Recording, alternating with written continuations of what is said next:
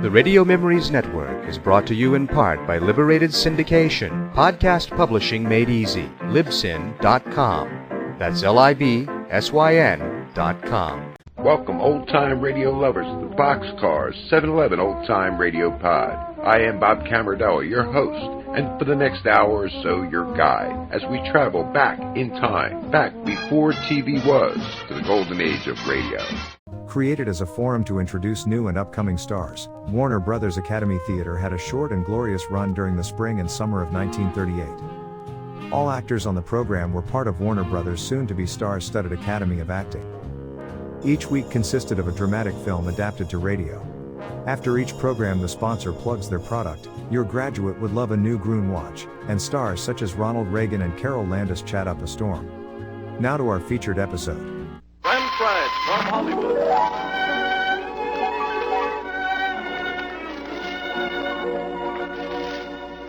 Warner Brothers Academy presents One-Way Passage. The American public has learned to trust a Gruen watch as the timepiece par excellence. The Gruen Watch Company has designing beautiful watches. Today, the smart styling of the newest Gruen watches makes Gruen more than ever the proudest name in time. Your Gruen jeweler joins with the Gruen Watch Company in the sincere hope that you will find pleasure in these broadcasts.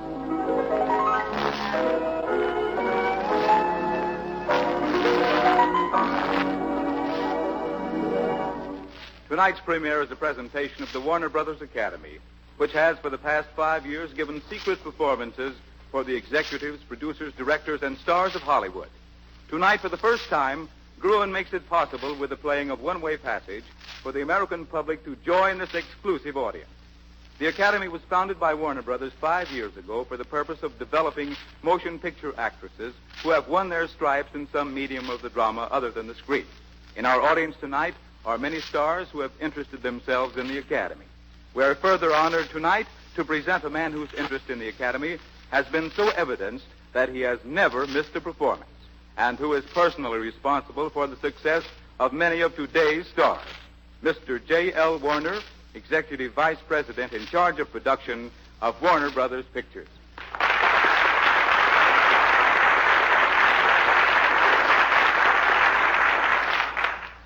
For years, I have hesitated to have any publicity regarding this Academy of ours, although I am proud to say we consider it one of our most successful efforts, ranking it even with such pictures as The Life of Emile Zola, Gold is Where You Find It, and Jezebel.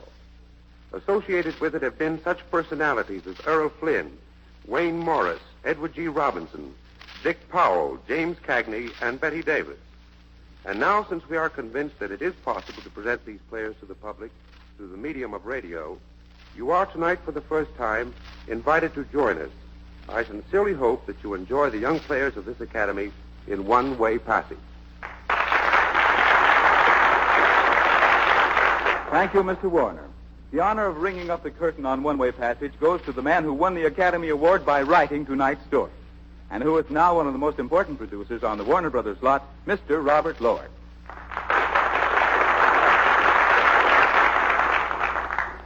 One of the penalties of being an author is the excitement and nervousness you experience on your own opening night.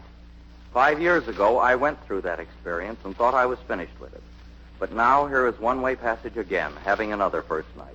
And here am I, just as nervous and excited as before. Whatever calmness I possess this evening is due to the knowledge that two such excellent performers as Ronald Reagan and Gloria Dixon are to play Dan and John. These young players are an example of what the Warner Academy has accomplished by way of developing potential screen stars. You'll remember Gloria for her fine work in They Won't Forget, and Ronald Reagan will soon be on the screen in Cowboy from Brooklyn. As evidence of the genuine interest shown by successful Hollywood stars in the players of the Warner Academy, we have with us Henry O'Neill. One of the finest character actors in Hollywood, he is Paul Muni's first choice for every picture that he makes. Tonight he has graciously offered his services in support of these young players and will be heard in the role of Dr. Travers. But now it's curtain time, and I get a real thrill in saying, on with the show.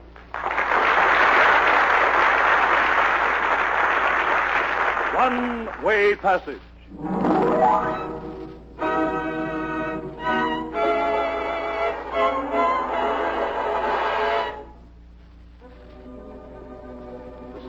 one-way passage has its beginning in a cosmopolitan bar on the waterfront in Shanghai, where a distinctly American voice discusses with a distinctly American bartender the right ingredients for the perfect cocktail.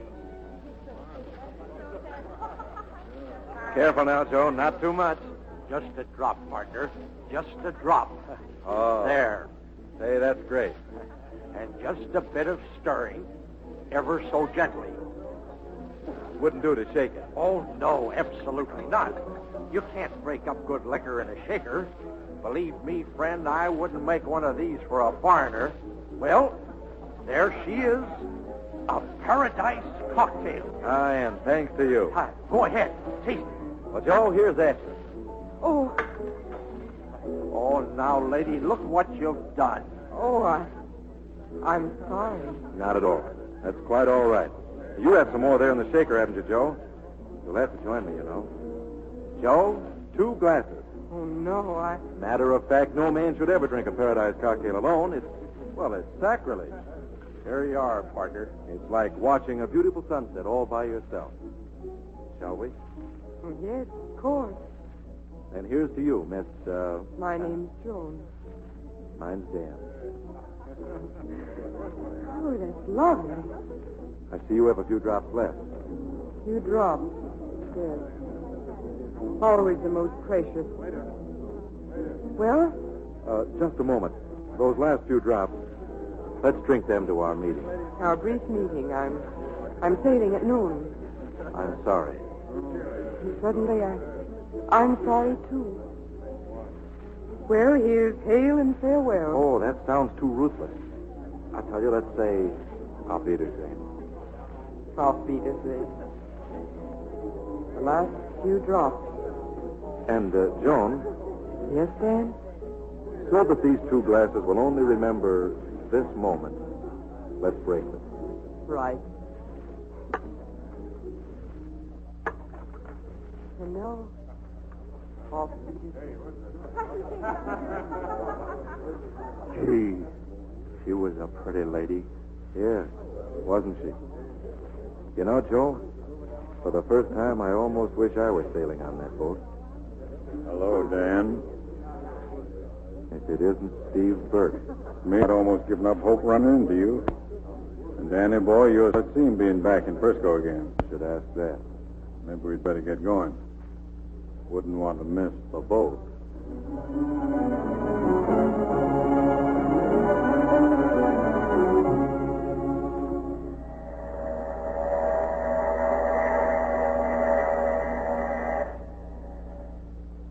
Feeling better, Joe?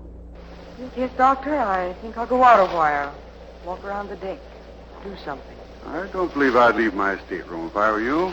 You see, you've been going at too fast a pace. What you really mean, what you're too kind to say, is that if I remain in my stateroom and lie in bed, deny myself everything, even the mildest diversions, I may live to arrive at a charming sanitarium. But when it's a question of your own life... I'm afraid it's nothing but a drab picture, Doctor. You're the steward on the deck, aren't you? Where's that voice coming from? Someone on deck. It's coming through the porthole. I'm looking for a young lady. Maybe you've seen her. You'd better get back in bed, Joan. Anything special you want? Do you know what I want? Suddenly I want to crowd all of the intense, beautiful happiness in the world into what little life I have left. I want to live a lifetime before this boat reaches San Francisco. And I'm going to do it. Joan. If it's only for a few hours, I mean to have it. All of the happiness I can get my hands on. Now you'd better leave, Doctor. All right. I'm going on deck.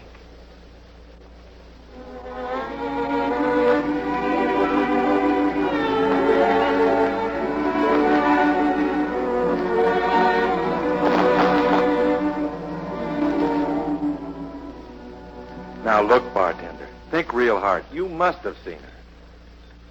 Nah, it's surprising how little you notice the customers. You know, when you're in my business, they all look alike. Oh, you be sure to notice her. Now, look, she's about so tall, and her name is Joan. What? Joan. Hello, Dan. Joan, I've been looking all over this boat for you for the past 2 days. I've made a nuisance of myself asking everyone. Where have you been? Well, Well, we just must have missed each other. Bartender, please put that drink in 2 glasses. Joan, I haven't been able to forget you. And I haven't been able to forget you. There you are. To us? Lovely. Now the glasses? By all means. There they go, shattered, but with a beautiful memory. Out in a blaze of glory. And that's the way, isn't it, Dan? You found that out, too? Yes. Hello, Dan. Been wondering what you were up to. Oh. Joan, this uncouth gentleman is Mr. Burke. He's a friend of mine. We're traveling together. Lady, I don't like to break up your little soiree, but if you don't mind, I'd like to talk to your boyfriend. Oh, now, look, Steve, Okay. Joan, please excuse me, will you? I'll call for you later. All right, Dan, I'll be waiting for you. My stateroom is D12 on the top deck. Then I'll call for you. I'm glad to have met you, lady. I'm glad to have met you, too.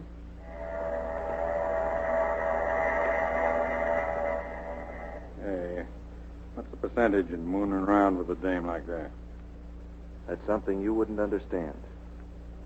Well, Steve, what's on your mind? I just want to have a little talk with you. You know, we get to Honolulu tomorrow. Yes, I know. And in case you've got any ideas... You're not worrying about me, are you? Why, Mr. Burke. Oh, no, I ain't worrying, but just the same, don't forget we're sticking together. Come on, let's do about 40 turns around the deck. Keep you in shape.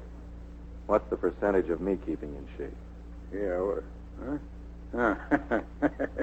Yeah, that's a good one. Are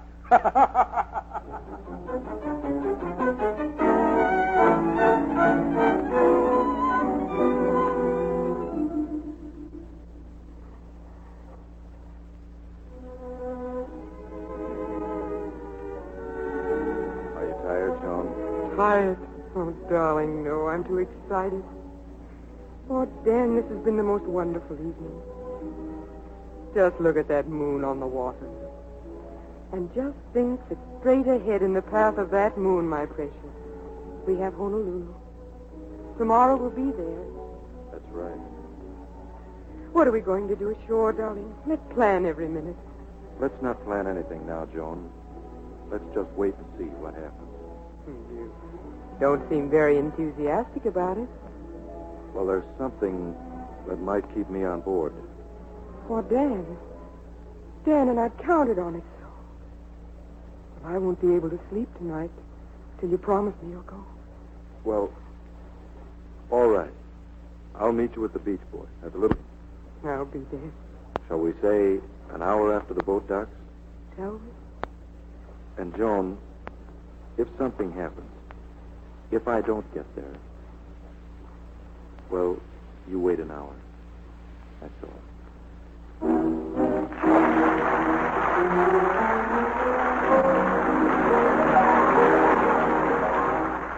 And the curtain falls on the first act of One Way Passage. In thinking of a watch, all of you take for granted the fact that a Gruen watch is made with the highest possible standards of precision accuracy. But the brilliant styling of the newest Gruen watches exceeds even Gruen's own previous successes in the creation of sheer, captivating beauty. Discriminating Americans everywhere acclaim the 1938 Gruens as the smartest, most thoroughly modern of all timepieces. Visit your Gruen jeweler tomorrow. Ask him to show you his new Gruen watches, and you will see for yourself the smartest styling, the most brilliant beauty of the watchmaker's art. And you are sure to be pleasantly surprised at Gruen's prices, for you can now own a genuine Gruen for as little as $24.75. The curtain rises on the second act of One Way Passage.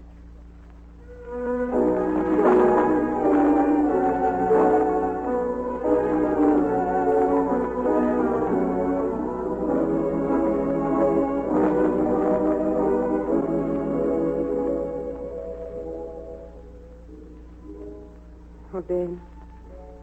Dan, it's all been so wonderful. Such fun having lunch in the little cafe. so heavenly here in this quiet little cove. Joan, do you love me?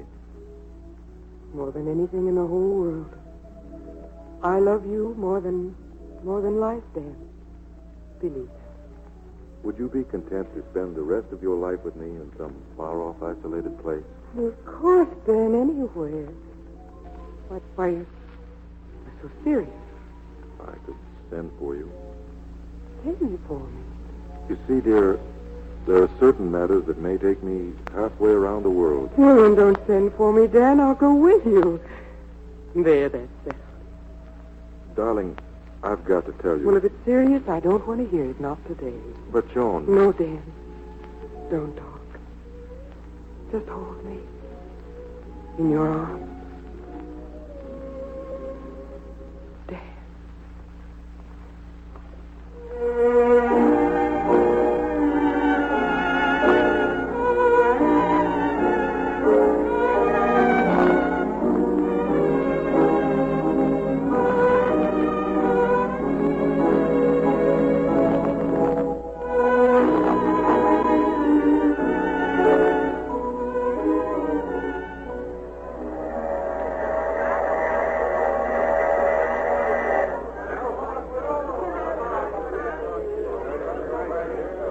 Dan, I hate to go back on that ship.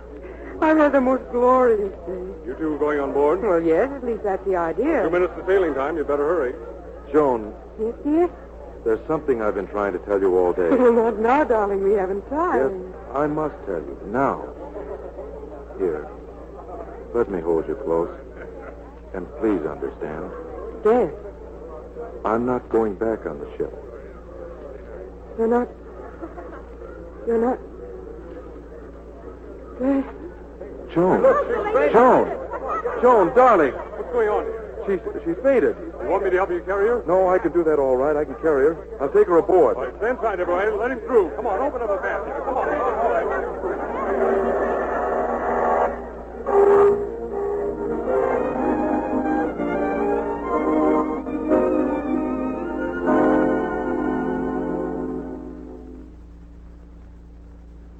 She'll be all right.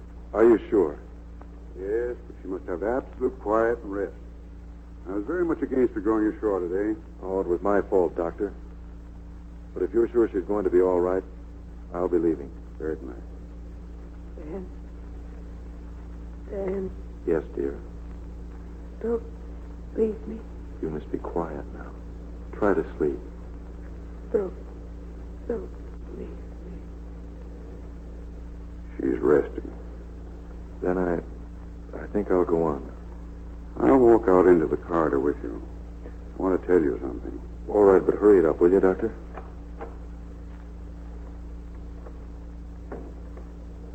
Dan, I want you to help me. Has Joan told you about herself? What do you mean?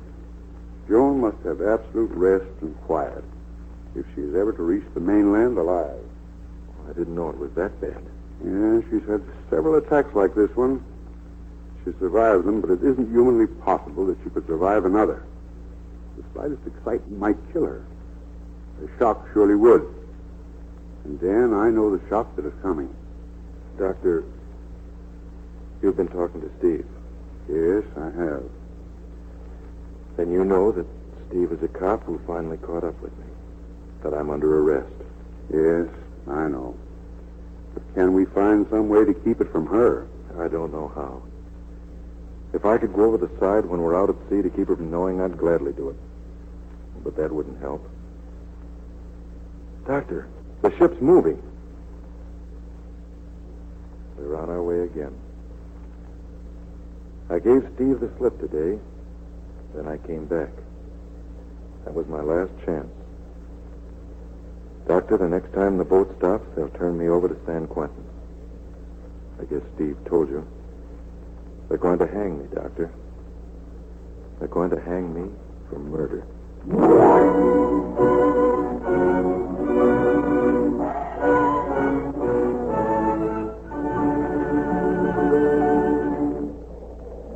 There it is, then.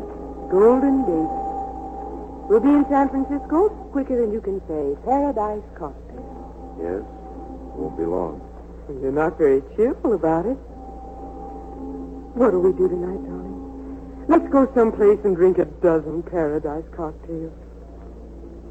The Golden Gate. You know, I remember an old song. It goes, keep those golden gates wide open. Keep those gates ajar. Yes, I remember it. I was born in San Francisco. When I was a youngster, I always thought they were singing about this gate. I thought it was the only one. Hope you're wrong. So do I. Joan, about those cocktails, I won't be able to see you tonight because I've got to go to Mexico. Mexico? Yes, I'm sorry, dear. As soon as the boat docks, I must leave.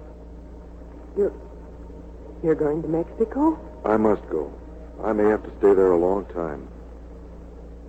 All right, then, Dan. I'll meet you in Agua Caliente for New Year's. It's a date. Come on, Dan. Let's go down to the stateroom. We've got a little business to take care of before the boat gets in. Joan, I'll meet you in your stateroom to say goodbye. So wait for me, Joan. That's it. You wait for me.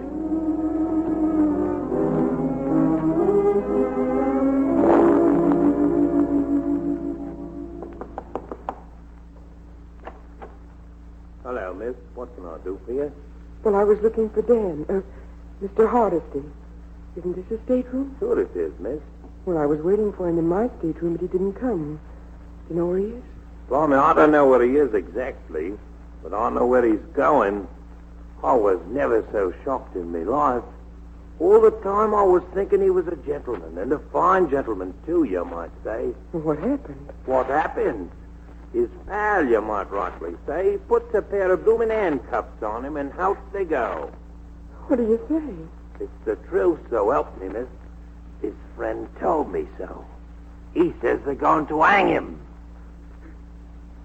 No. No, it can't be. Dan! Dan, I've got to find you. Dan! Dan!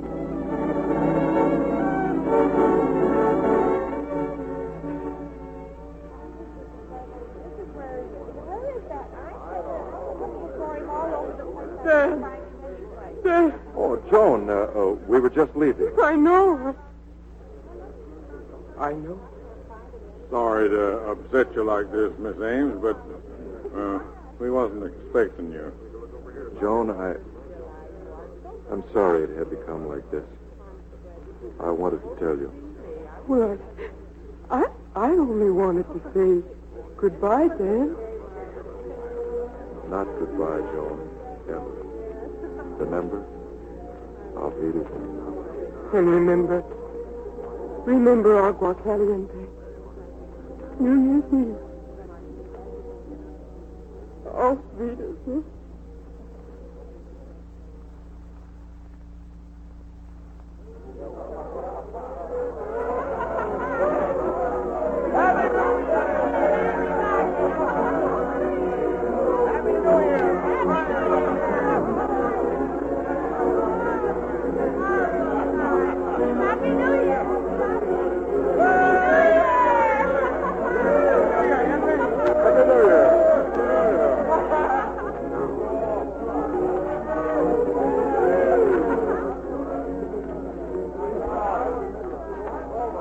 I beg your pardon, but aren't you Mr. Burke?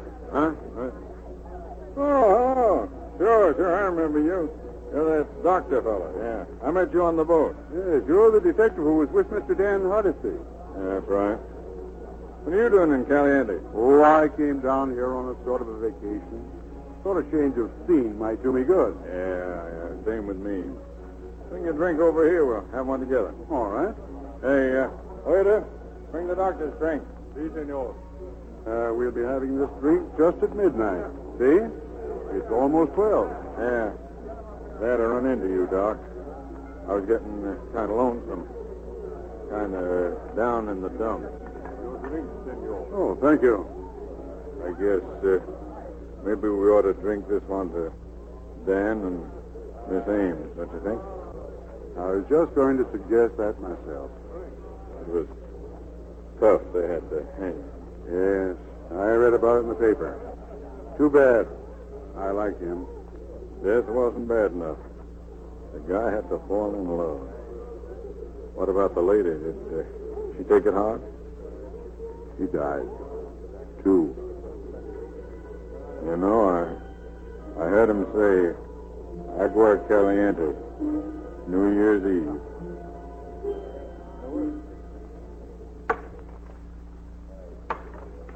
What was that?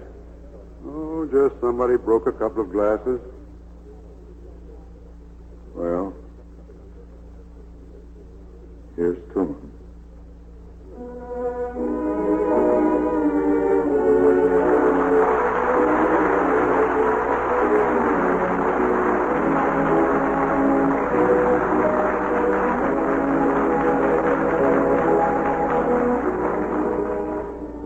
And the curtain falls on One-Way Passage, and on the premiere presentation by Gruen of the Warner Academy Theater. And congratulations are certainly due all around to Mr. Robert Lord, Gloria Dixon, Ronald Reagan, Henry O'Neill, and Gail Gordon, who was heard in the role of Steve. Before we say good night, we're going to call on one of the staunch supporters, an alumnus of the Academy who has been sitting in the audience throughout tonight's show. He's the star of Warner Brothers' new picture, Over the Wall, and you have seen him in many fine screen roles. We turn the spotlight on Dick Foran. Dick, will you come up here, please? Just a moment.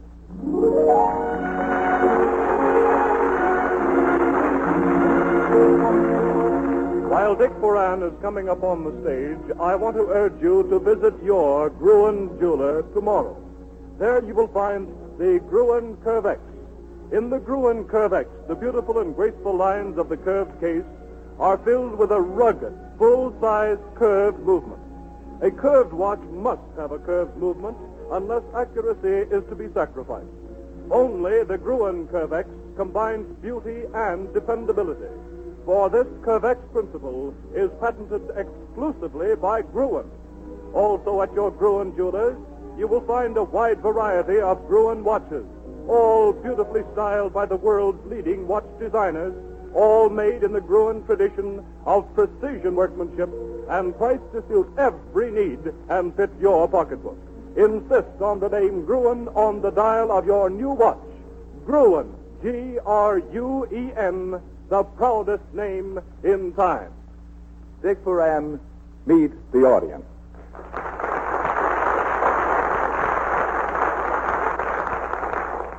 Well, before I talk about anything else, I'd like to tell Ronnie and Gloria what a swell job they did tonight. I suppose it's natural for you to feel that way, Dick, since Gloria Dixon and Ronald Reagan are your colleagues, so to speak. Well, sure. It's like watching your own team come through with a win. I see. Dick, one of these nights we're going to put you to work on this stage, which reminds me to ask what you're doing about your own career right now. Well, I whipped over this evening from stage 19 the set of Boy Meets Girl. But look here, let's leave me out of this. I think Gloria and Ronnie should come out for a curtain speech. How about it? A grand idea.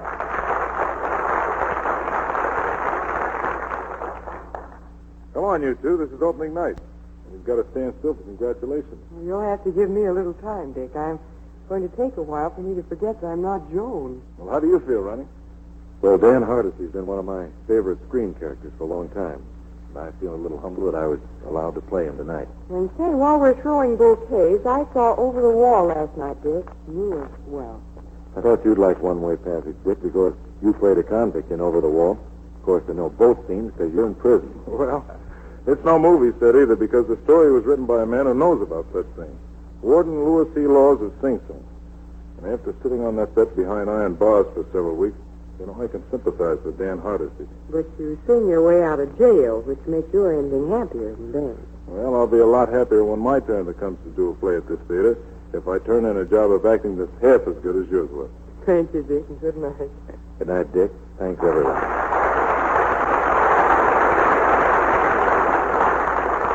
Thank you, Dick Foran. And next week, Gruen, the Precision Watch, will again be your host to encore one of the most delightful romantic comedies of last year's screen successes, The Rollicking, The King, and the Chorus Girl, which starred Joan Blondell and Ferdinand Gravet, with a splendid Warner Academy cast presented before another brilliant Hollywood audience, and with a distinguished guest producer. So it's goodbye until curtain time next week.